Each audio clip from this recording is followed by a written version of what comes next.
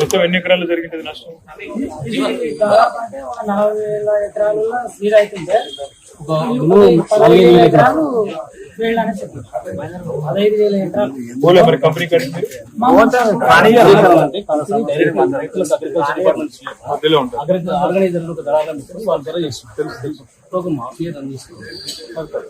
ఏళ్ళకెళ్ళి చేస్తున్నారు కదా, ఇప్పుడు ఏమైంది కొత్తగా ఈ ఒక్క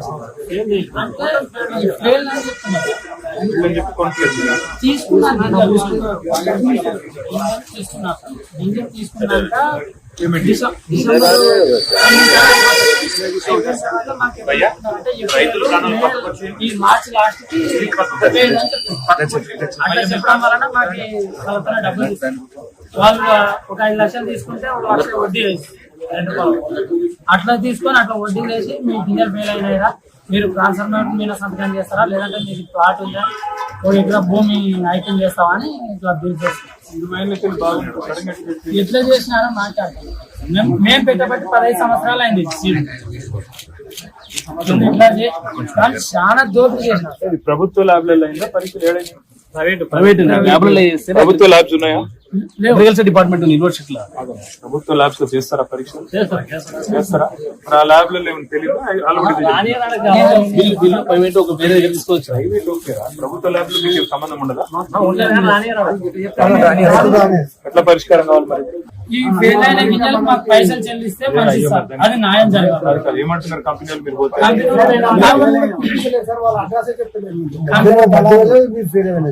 ఆర్గనైజర్లు కంపెనీలు కలపట్లేదు. కాదమ్మా, ఇప్పుడు మీరు మొత్తంగా రైతులు ఎంతమంది నష్టపోయిన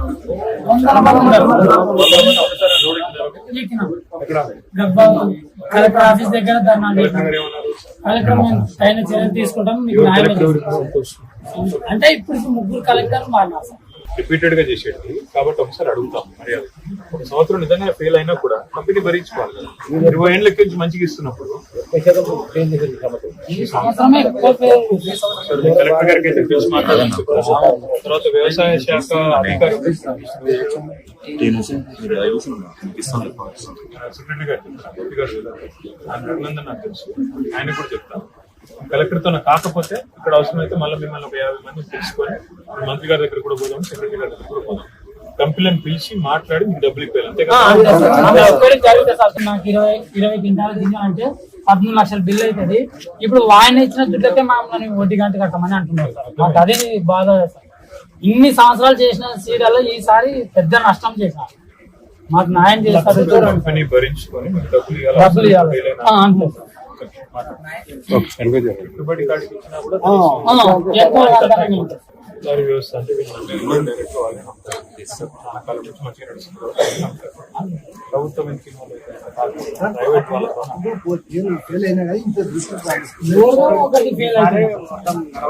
బయటికి 40% రైతులు ఏం చేసుకోవాలో ఆ పరిస్థితి చాలా ఘోరంగా. వానలకి ఉరుములకి చేస్తాం కదా.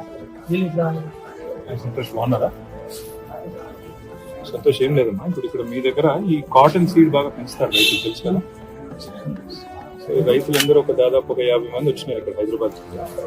ఈ సంవత్సరము ఫర్ వాట్ ఎవర్ రీజన్ ఆ టెస్ట్ ఏదో పెడతారు కదా, క్వాలిటీ జిఓటీ టెస్ట్ లో కొంత ఫెయిల్ అయిందని చెప్పి రాయల్ సీడ్స్, న్యూట్రిమెంట్ సీడ్స్, వేద సీడ్స్, క్రిస్టల్ సీడ్స్ 4-5 కంపెనీల వాళ్ళు వాళ్ళ దగ్గర విత్తనాలు తీసుకున్నారు, కానీ డబ్బులు ఇవ్వలేదు. నేనేమంటానంటే ఒక్కసారి మీరు వాళ్ళందరినీ పిలిస్తే కంపెనీ రిప్రజెంటేటివ్స్ పిలిచి, ఎందుకంటే ఇప్పుడు అలంపూర్ లో గద్వాల్లో ఈ రోజు కాదు కదా, ఎప్పటి నుంచో చేస్తున్నారు ఈ సీడ్ వ్యాపారం. మీరు ఒక్కసారి రైతుల రిప్రజెంటేషన్ వాళ్ళందరూ ఇచ్చారు కదా మీ కాల్.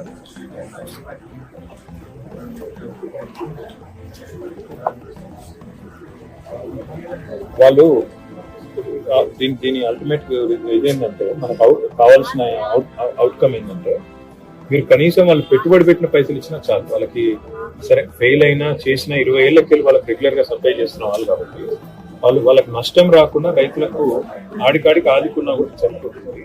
మీరు వాళ్ళని పిలిచి నెగోషియేట్ చేసి కొద్దిగా ప్రయత్నం చేయండి.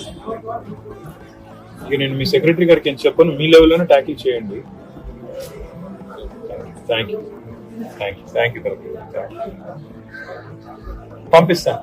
మా ఈ రైతు నా దగ్గరికి వచ్చిన రైతుల అసోసియేషన్ మొత్తం పంపుతాను. పంపి మీ దగ్గరికి వచ్చి కలవమని చెప్తాను. మా విజయ్ అని మా లీడర్ కూడా ఉన్నారు, విజయ్ గారిని కూడా పంపిస్తాను. మీ వాళ్ళందరితో పాటు కంపెనీ రిప్రజెంటేటివ్ పిలుస్తాను. పిలిచి వాళ్ళ కనీసం పెట్టుబడి కట్టడానికి వచ్చేటట్టు ప్రయత్నం చేస్తాను. తీసుకోండి, విజయ్ వస్తాడు, తీసుకొని అందరు కలిసిపోయి